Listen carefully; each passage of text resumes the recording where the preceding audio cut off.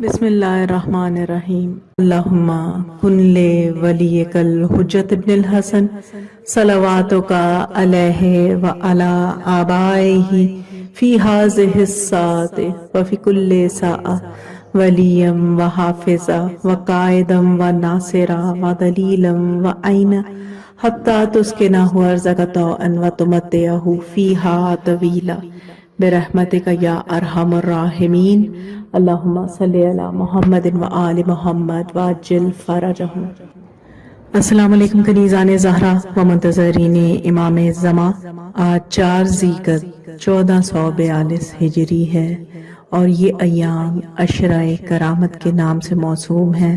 اول ذی-القعدہ ولادت با سعادت معصومہ کم اور 11 ذی-القعدہ ولادت با سعادت امام رضا علیہ السلام، اور ان تمام ایام کو عشرہ کرامت کے نام سے منسوب کیا جاتا ہے۔ بی بی معصومہ کم کو کریمہ اہل بیت کہا جاتا ہے اور انہیں یہ لقب امام جعفر صادق علیہ السلام نے دیا، اور آج آپ کے ساتھ آج کی اس ویڈیو میں تذکرہ کرنا چاہوں گی کریم اہل بیت علیہ السلام، جو امام حسن مجتبی علیہ السلام کا لقب ہے کہ معصومین علیہ السلام میں سب کے سب ہی کریم ہیں، سب کے سب ہی سخی ہیں، لیکن کریم اہل بیت امام حسن مجتبی علیہ السلام کو کہا جاتا ہے۔ آج کی ویڈیو میں آپ کے ساتھ ایک بہت ہی سبق آموز اور خوبصورت واقعہ جو امام حسن مجتبی علیہ السلام کے جود و سخا کو ظاہر کرتا ہے شیئر کرنا چاہوں گی۔ واقعہ آپ سب نے بارہا پڑھا ہوگا، سنا ہوگا کہ کس طرح ایک ایرانی موچی نے امام حسن مجتبی علیہ السلام محبت اور عقیدت کا اظہار کیا۔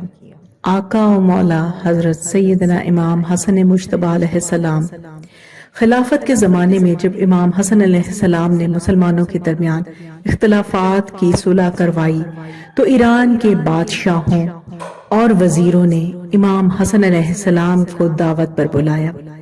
آپ علیہ السلام نے ان کی دعوت قبول کر لی، لہٰذا ایران میں اعلان کر دیا گیا کہ نواسہ رسول امام حسن علیہ السلام تشریف لا رہے ہیں۔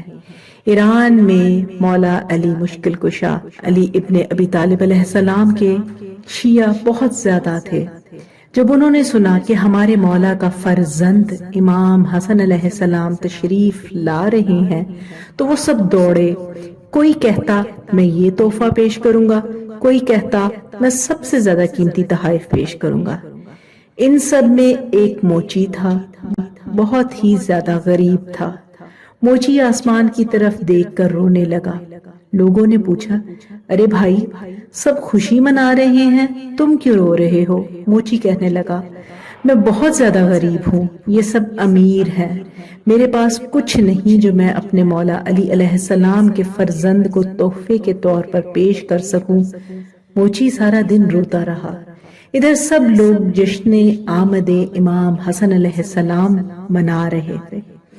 جب امام حسن علیہ السلام تشریف لے آئے تو سارے لوگ وہاں چلے گئے جہاں پر آپ علیہ السلام تشریف فرما تھے۔ موچی شرمندگی کی وجہ سے روتے ہوئے کبھی آسمان کی طرف دیکھتا، کبھی اس طرف دیکھتا جہاں امام حسن علیہ السلام تشریف فرما تھے۔ بغیر دیکھے امام علیہ السلام کو گھر آ گیا اور زور زور سے گریہ کرنے لگا۔ اس کی بیوی نے پوچھا کیا ہوا ہے؟ جب موچی نے بتائی تو وہ پہلے بہت خوش ہوئی کہ میرے مولا علی علیہ السلام کا فرزند امام حسن علیہ السلام آئے ہوئے ہیں، اور پھر وہ بھی رونے لگ گئی۔ لہٰذا زوجہ نے اپنے خاوند سے کہا، تم ایک موچی ہو، تم امام حسن علیہ السلام کے لیے ایک نالین مبارک بناؤ اور وہ تحفہ پیش کرنا۔ لہٰذا موچی اسی وقت نالین مبارک بنانے کے لگ گیا۔ ساری رات لگا کر نالین بنائی۔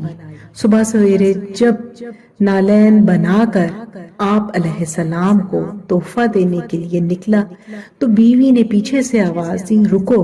موچی رک گیا۔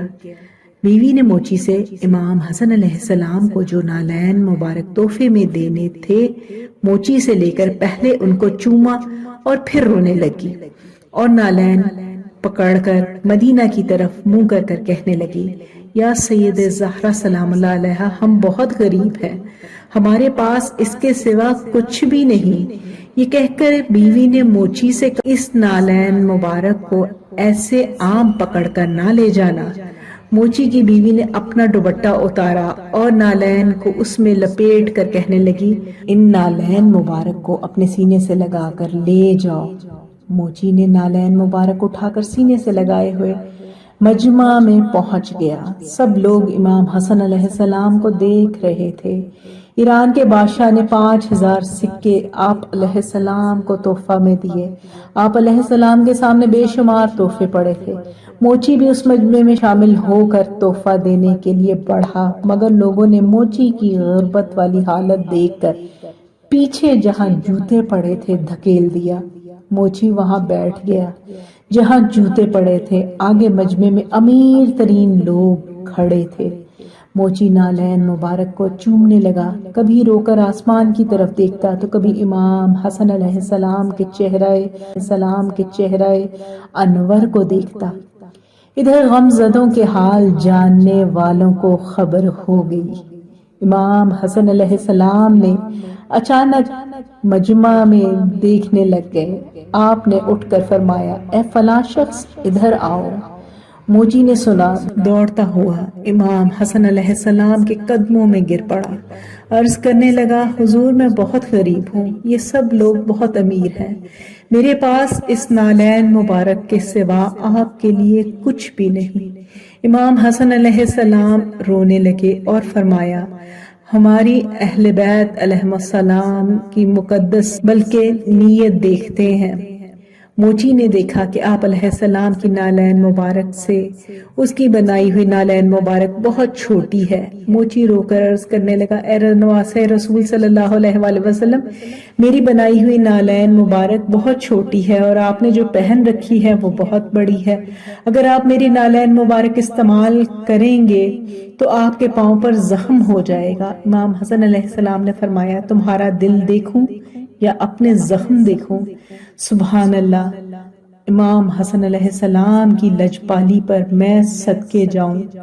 جب موچی نالین دے کر جانے لگا تو امام حسن علیہ السلام نے آواز دے کر فرمایا، رک جاؤ، یہ 5000 سکے لے جاؤ۔ موچی کہنے لگا، حضور میری ساری زندگی کے لیے 2 سکے ہی کافی ہیں، یہ تو 5000 ہیں۔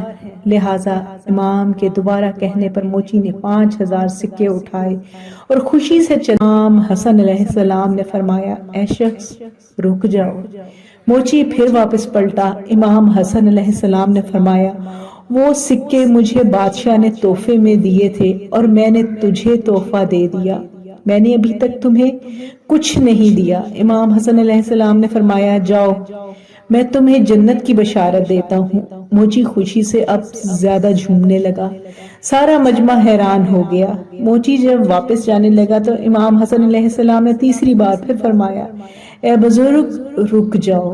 موچی واپس پلٹا تو امام حسن علیہ السلام نے فرمایا، ہمارے اہل بیت کے چاہنے والوں کی بیوی کو بھی بتا دینا کہ وہ بھی جنتی ہے۔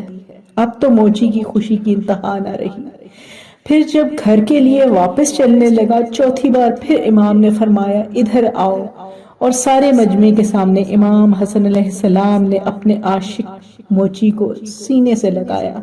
ادھر سارے مجمع والے جو پہلے موچی کو پیچھے دھکیل رہے تھے، موچی کی اس قسمت پر اش اش کرنے لگے۔ تو کنیزان زہرا و منتظرین امام زمان، آپ نے دیکھا کہ کس طرح اہل بیت علیہ السلام کے کریم گھرانے کے کریم افراد معصومین علیہ السلام کے نزدیک ہماری ظاہری معاشرے میں موجود ہماری ظاہری حالت کوئی معنی نہیں رکھتی۔ وہ نیتوں کو، اخلاص کو دیکھتے ہیں اور تمام اعمال کا دار و مدار بے شک اخلاص پر ہے۔ اپنی نیتوں میں خلوص لے کر آئیں پروردگار کی عبادت کے لیے اور اہل بیت علیہ السلام کی ولایت کے لیے بھی۔ پروردگار عالم سے دعا کرتی ہوں، پروردگار عالم ہم سب کو صحیح معنوں میں صاحب العصر والزمان کی معرفت عطا فرمائے اور ان کے راستے کا مسافر قرار دے۔ الہی آمین۔ ربنا تقبل منا انك انت السميع الدعاء اللهم صل على محمد وآل محمد وعجل فرجهم.